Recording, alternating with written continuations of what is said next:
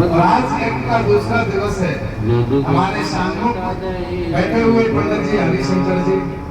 जिनसे हम पूछना चाहेंगे यज्ञ से क्या क्या फायदे होते हैं।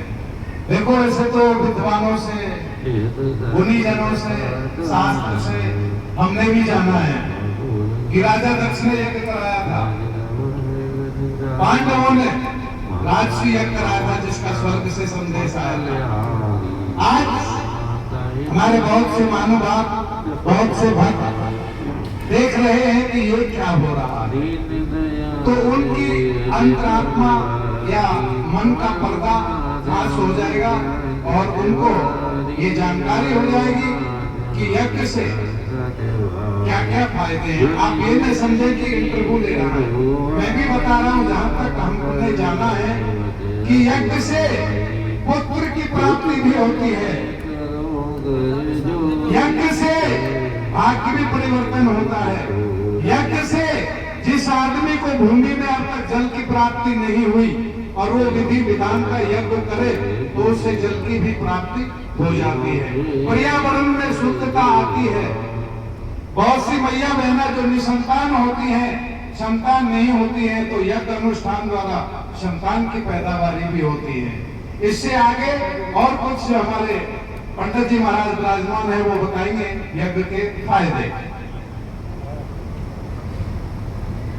होना चाहिए ना कुछ हेलो,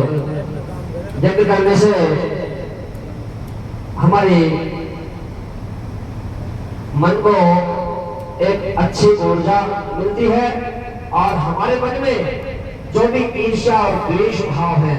वो भी दूर होते हैं और प्रजा में एक शांति प्राप्त होती है। शांति प्राप्त होने के साथ साथ ही हमारे जितने भी अलौकिक दिव्य देव यहाँ विराजमान है वो हवा के माध्यम से आकर के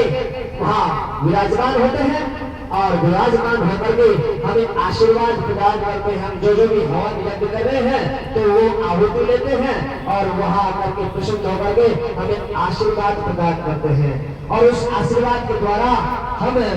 जो भी चीजें हैं लक्ष्य प्राप्ति करना, हमको लक्ष्य प्राप्त होती है, हमें पुत्र प्राप्त होते हैं, हमें अन्न धन प्राप्त होता है। और सबसे बड़ी बात है कि हमारी जो माँ धरती है वो यज्ञ करने से